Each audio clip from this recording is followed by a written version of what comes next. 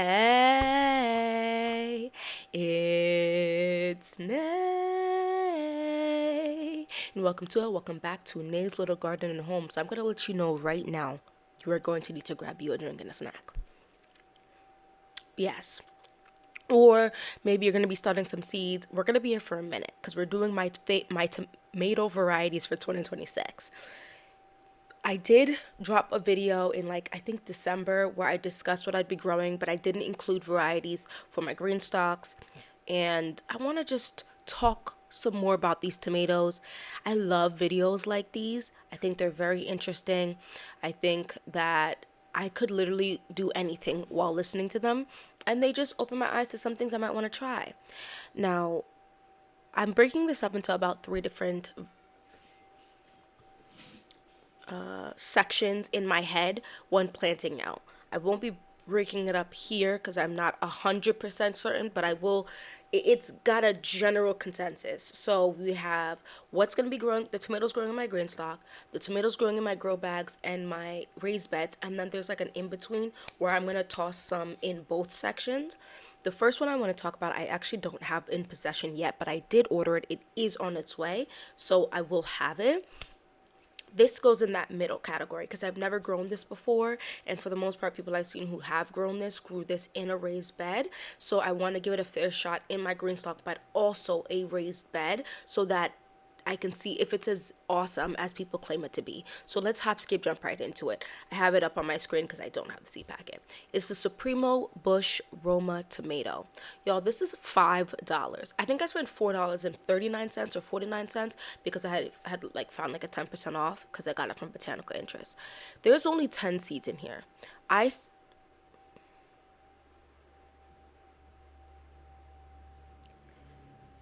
It is what it is. The way I saw more than two people discussing this specific tomato variety is the same reason why there's two other tomato varieties here in my collection that I've already grown last year that I love so much, and so I want to give this a chance.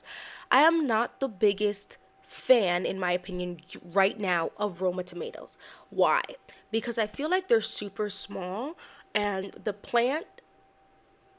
Romas are small and the plants weren't as prolific as I expected them to be. Now, there could have been a few different reasons that made this occur, but this one is looking like it's an insane harvest. So I'll real quick read this. The Soprano produces a dependable mid-season crop of impressively large uniform tomatoes that set well even in heat. You'll have loads of tomatoes to make sauce or paste, chop for salads or salsas, or slice for sandwiches. In areas with a long growing season, a successive planting will double your harvest. Excellent disease resistance, including the Fusarium wilt, a whole bunch of issues it's apparently resistant to. Here's my thing. Now, the other thing I have an issue typically with Romas are they are not ones I would slice and eat on a sandwich or burger or raw, just raw dog in it, with a little salt and basil and a little cheese, which I found to be something I really enjoyed doing last year. When I say I love a slicing tomatoes are really truly some of my favorite. I feel like there's just so much light. Is one of my favorite tomatoes slicing, and then I also do quite like cherry tomatoes. Anyway, I'm gonna give this a chance. I've been on this a little too long. I have way too many varieties to go to to be putting this much time in it, but I am very excited about this. And it says 68 days from transplanting, so that is mid-season. We're gonna see how it gets. It's a bush, so like I said, this will be in both things. It does say it's good for containers. I'm gonna go ahead and do the ones I'm gonna grow in my green stock first, since I haven't actually really discussed these. This is the Mountain Gold tomato that I got from Mountain Valley Seed. Why does that not sound right? Oh, True Leaf Market. This is a tomato I feel like I've grown before. I didn't grow it last year. I think I grew it the year before that, which was the year before that, which is 2024, was the first year I grew outside. And so there was actually pretty decent harvest, but last year 2025 was insane, and I should have tried to grow this, but I just had so many things. So this is saying that it's a determinate, which is why I want to grow this in my green stock. Determinates mature to a predetermined size, producing fruit all at once with only minor need for staking. I'm about to overload these green stalks, and I'm going to try my best not to, but I just have a feeling. So I'm moving my green stalks. I didn't have the best season with my green stalks. I had okay season, but I feel like I knew why, and it was more of like a user error. So I'm going to move it. And so I want to grow these mountain gold tomatoes because they're going to be like a yellow color, and they're actually, from what I remember, they weren't super, they're not like a cherry, it's like a medium tomato. Let's get into these. So the rest of them, the rest of the ones that are dwarf that I'll be growing in my green stock are I got from Victory Seeds. Victory Seeds has an extensive dwarf tomato collection. I think it's because of the Dwarf Tomato Project, which is very awesome to me. I'm not telling you that's where you have to get your dwarf tomato seeds. I'm just telling you can look up the Dwarf Tomato Project, and there are hundreds, I feel like, of different tomatoes that are dwarf. You do not have to have green stalks to grow dwarf tomatoes. You can grow dwarf tomatoes in grow bags, in raised beds, in ground. The dwarf just means it comes to a determinate height. They're smaller. Um, and what I really enjoy about the Dwarf Tomato Project is you're not going to be just growing cherry tomatoes. So a tomato I'm going to be growing for certain, but this is going to grow. I have like little small pots I had bought in my first year of growing that I can't really use them for anything super crazy, so I use them for things like this, which is the hybrid tomato patio choice yellow. I grow this basically every year, something like this every year, and I gotta say, I love this. This is one of my first tomatoes I harvest, and it's a very small tomato. It's a patio tomato, which is even smaller. So it's just quite small. So let's get into these. The first one is the Sleeping Lady tomato. This is 85 days. Stout central stems, grow to 3 feet tall, and has dark green, rugose, regular leaf foliage. The fruits are smooth and round to oblate in shape, ranging from 3 to 6 ounces. And, hold on, this is what I really want. This is the size and the coloring is why I want to grow this. And ripen to a chocolate mahogany color. Flavor is well balanced and pleasant. So, this is a chocolate tomato. Chocolate looking tomato I'll be able to grow in my green stock. I'm very excited about this. There are 20 seeds in here. I'm very excited about this tomato. It sounds like a good tomato. 3 to 6 ounces is more like a saladette type style of tomato, which makes me feel like this should do pretty decent with the little ring of around the green stock that I purchased to hold up tomatoes, because I'm hoping I just have look like, I'm hoping you can barely see my green stalk and it just look like a big bush of tomato. That's what I'm hoping for. The next one is the Dwarf Gloria's Treat. This is 75 days. It has the potato leaf plants, grow to about 4 feet in height, and produce good amounts of medium to large. This is a 6 to 12 ounce tomato. I will not be growing a ton of these. There's only 10 on here on the green stock. I have to go through the green stocks that I have and place, like, predetermine where I'm going to put everything to not overwhelm myself. What do I mean when I say that? The green stalks are a nice size, but I don't want to put a 4-foot tall tomato, one that's going to grow on the top tier. Does that make sense? And then I have stuff that should be coming back spread throughout it that I'm going to strategically place like stuff so that it can grow around it and hopefully not shade it out. We're going to see how this goes. I have no qualms about snipping some of these tomatoes, and that's that. Because I want my mint to come back. I want my mint, my, not calendula,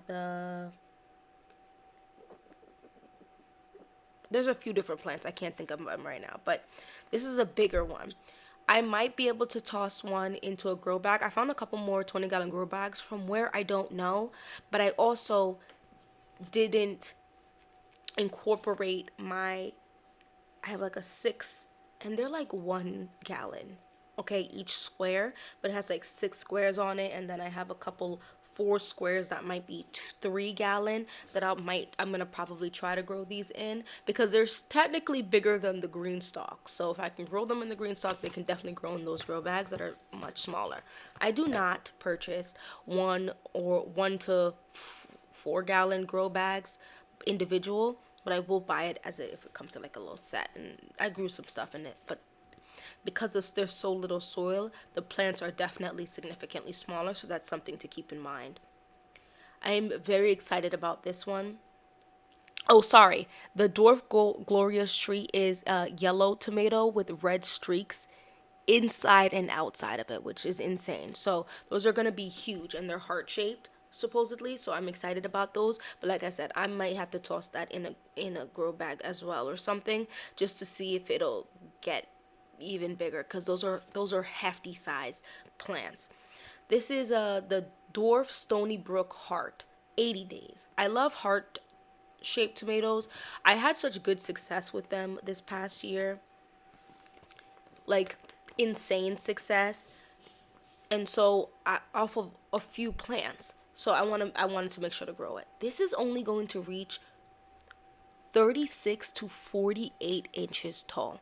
I kind of want to use about half of this pack to go throughout my green stock. The fruits are 6 to 10 ounces.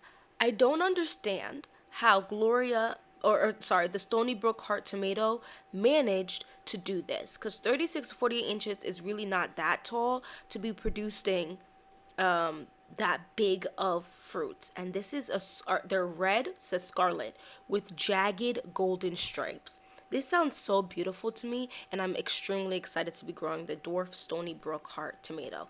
I wish there was pictures here, guys. There are none.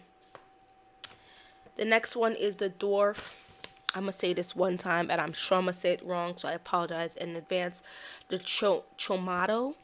That's it. I'm not gonna say that again.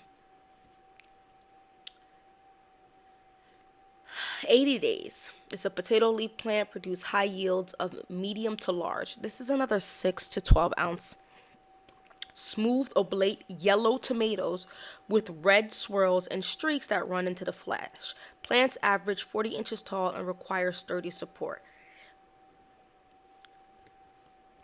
Y'all see, I'm liking the tomatoes of variety, because I do have a bunch of red tomatoes, red and pinkish like tomatoes that I will be growing. But don't worry, I do have some. I'm gonna put a red tomato I will put in my green stock. But the goldenish color and the stripes, the streaks, those are just really interesting to me. The next one is this Summer Sweet Gold tomato. This is 90 days. So this is like late season for me, because this is 90 days, I believe, after sowing indoors, because it says do not direct sow. So not only is this 90 days after 6-8 weeks of growth, that's insane. I'm excited about this, because these can get huge. Summer Sweet Gold is mid to late season variety and generally is considered one of the best flavored of all the dwarfs. You know I had to buy this. The plentiful medium large, 6 to 14 ounces. 14 ounces. I'm going to be purchasing from M.I. Gardner his liquid fertilizer as well as his granular fertilizer. I will be fertilizing. Last year, I feel like I got such insane harvest, because for about a month and a half, I fertilized my plants every single week. I did. Once a week, every single week for about a month and a half. And I think that gave them the little kick boost that they need to really grow. Because I put fresh soil because I had 2 new 8x4 raised beds. And I think that does things for sure. But with the amount of, when you do square foot gardening, you need to keep in mind that that's very close proximity type of gardening. It's a lot of plants in a small space. you're going to need to feed them a little to excess, versus if you do one tomato plant every 2 square feet, one pepper plant every 2 square feet, that you're doing it one every square foot gets new stuff, you know. So this is smooth oblate shaped fruit are producing on vigorous rugose potato leaf dwarf plants. This does not tell me the color, but it says gold, so I'm gonna assume that means yellow. The last one is this dwarf sneaky sauce. It's 75 days. The regular leaf dwarf plants of dwarf sneaky sauce produce excellent yields of 4 to 6 ounce red, there you go, meaty, slightly heart-shaped tomatoes with a fine, well-balanced, pleasant flavor. These things say start 6 to 8 weeks. I'm starting a lot of my tomato plants around the 9. So things are going to be started around the 9, 8, and 7 week mark pertaining to tomatoes. And that's that. So this is the red one, and it's only 4 to 6 ounces. So that's why it's a little earlier, like 75 versus 90 days. So I'm interested in this. So it's a sneaky sauce, so it's meaty. So this would be something I would be using to eat raw or to slice for sandwiches. This is literally for making sauce. Now, I have frozen a lot of tomatoes for 2025. Guys, I'm still working my way through my tomato bags. Now, part of that, if I'm going to be very real with you, is that I did not have the best way to go about making my frozen tomatoes into something that I could use. I have mastered at this point my tomato soup through the use of frozen tomatoes, because it might sound like nonsensical, like, of course sis, come on, is it that different? It is, because I was roasting my tomatoes initially when they were fresh for tomato soup and even tomato sauce, because it leaches out a lot of the liquids. Doing that for the tomatoes when they're frozen is just nonsensical. I put the frozen tomatoes directly into the soup, into the pot. I do. I will roast. It depends. I still am using my peppers from my freezer as well. But if I do grab a fresh pepper, like, you know, I can't help myself and I grab the colorful ones, then I will roast that with a whole head of garlic as well.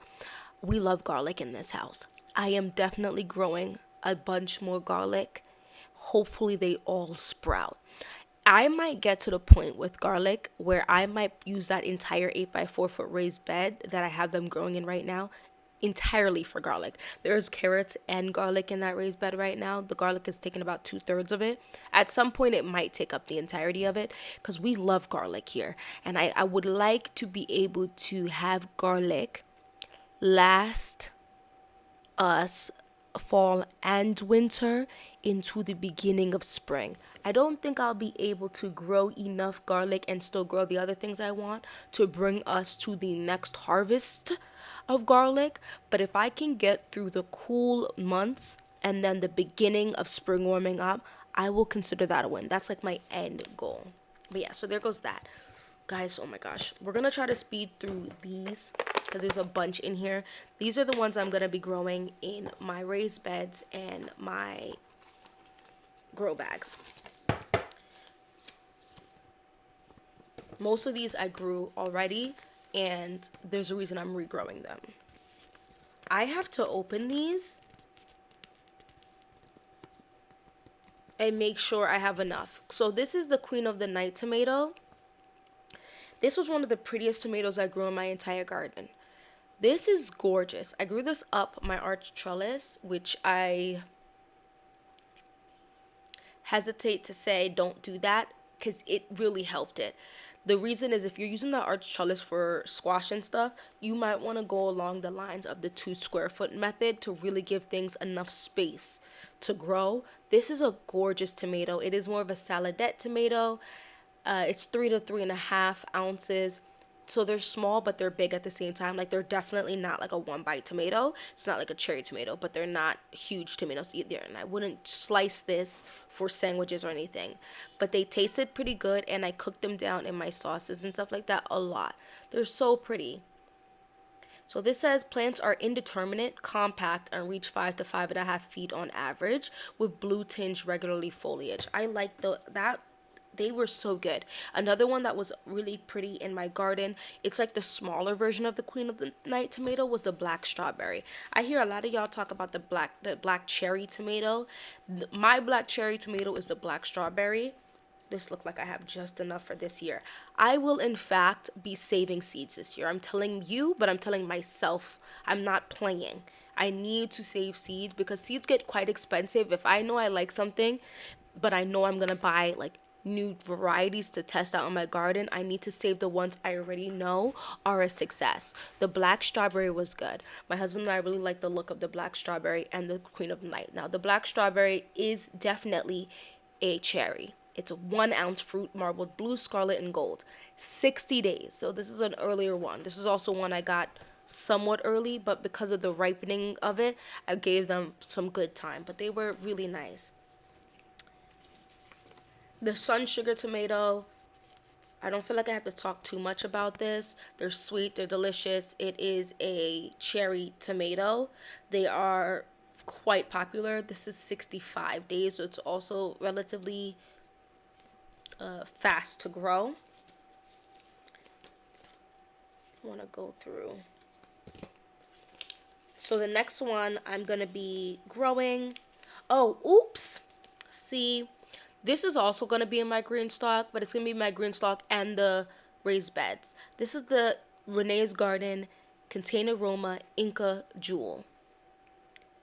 This also got some good hype from other gardeners. It's another Roma tomato, but it's supposedly like heavy yields, and this has 75 days. I love Renee's Garden.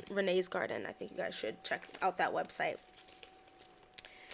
I will definitely be growing this, whatever's left in this Sun Gold hybrid tomato packet. Oh gosh, if there's less than 3, I have to buy more.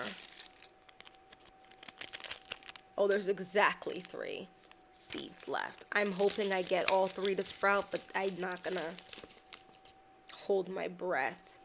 This is an old packet. This is from, oh my gosh, this is an old packet. I'm actually gonna start these today and see if they even pop up. No, I'm not going to. I'm gonna wait till February. So in a handful of days anyway, it'll be February. I'm gonna test these out, because if they do not pop up, I will in fact go ahead and purchase more of these. These are some of the best tasting cherry tomatoes you'll ever try, the Sun Gold. And I think that's all my smaller tomatoes. The rest, oh no. One more. This is the 2 more.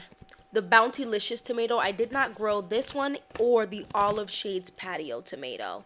These are the newest varieties from MI Gardener. I'm very excited to grow these.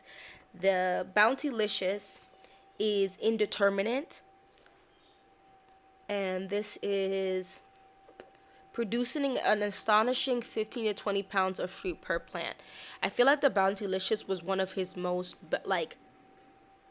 bountiful tomatoes that he grew, because he showed us on Instagram the amount of tomato plant, let's say the Bountylicious, if he grew 4 tomato plants of it and he got 35 pounds, and then he would grow like 8 plants of this, 6 plants of this, and it would be like 50, 40, and those are higher, but from the plant to pound ratio was insane for the Bountylicious, which is why I had to go ahead and pick it up.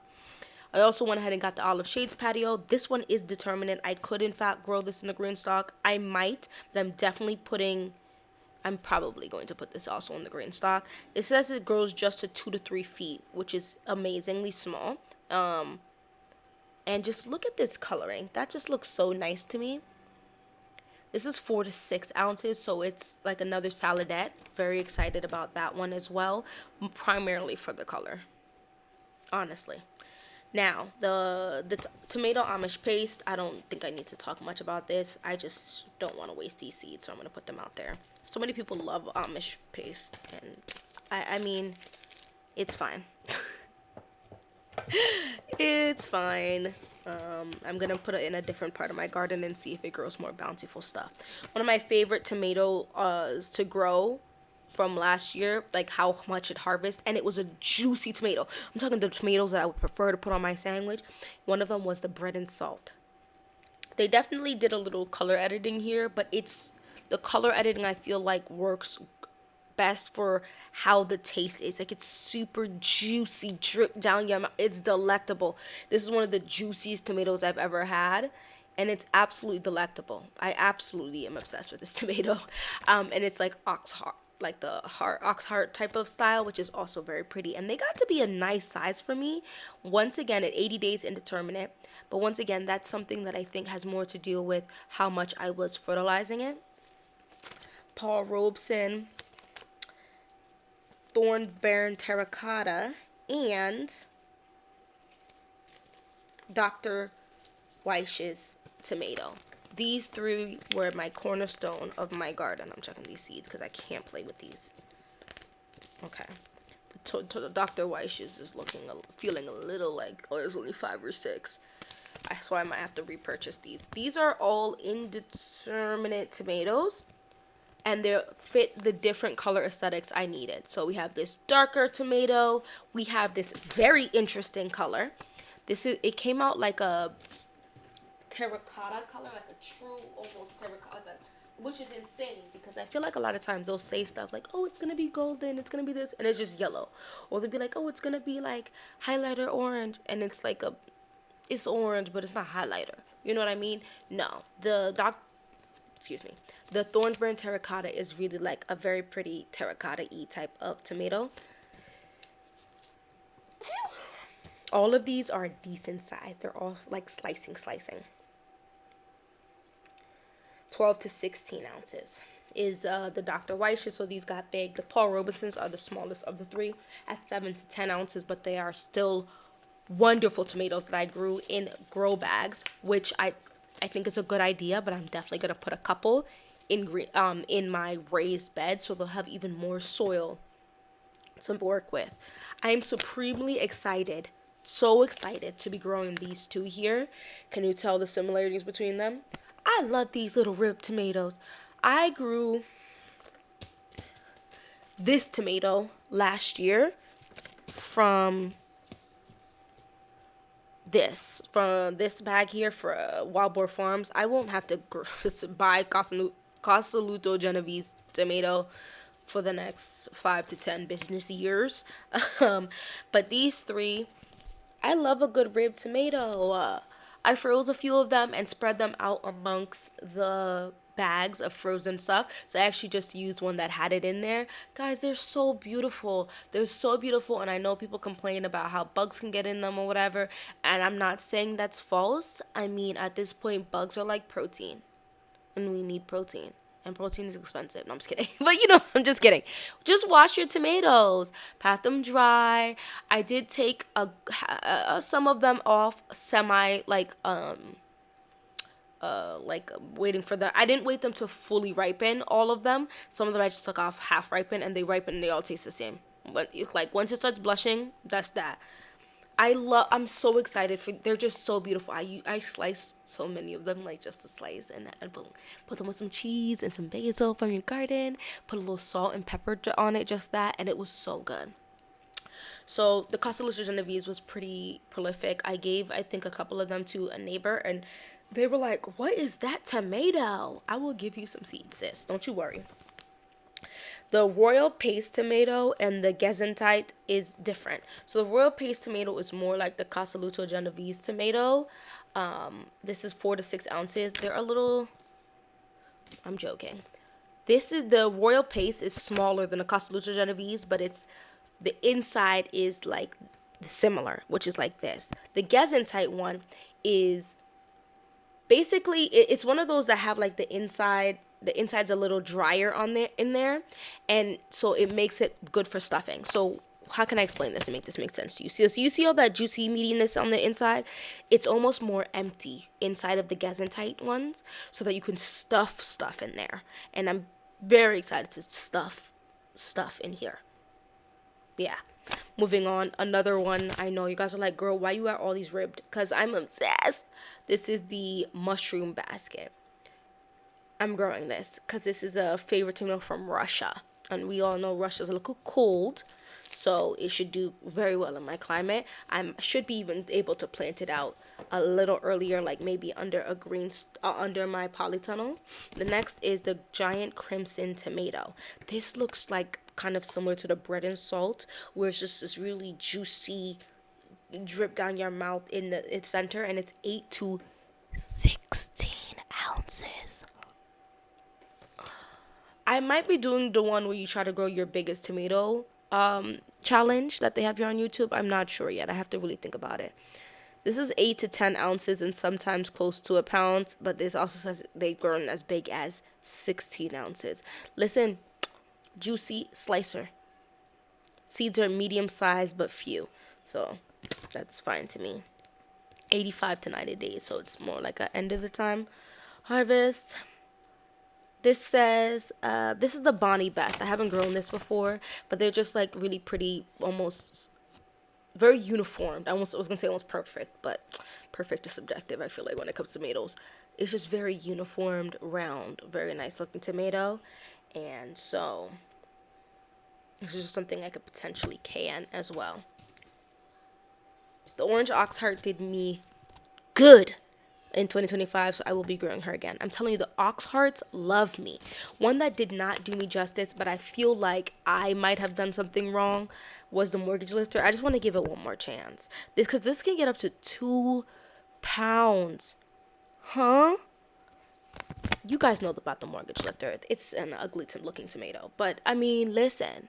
I love that for them. And it's 80 days. The last one. Yes, guys, we finally made it. Look at this tomato. Ooh, sorry, that might have been too loud.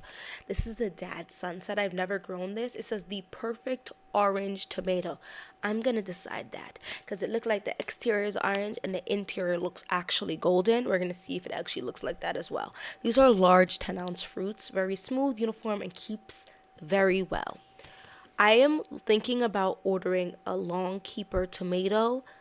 If I do, I have absolutely zero issues purchasing another 5 to 10 20-gallon grow bags, which will give me more space to grow things. But I want to have a long keeper, and this saying that it keeps very well makes me feel better about that.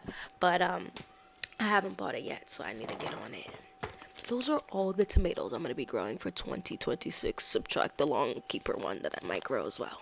Let me know down in the comment section what tomato varieties you'll be growing.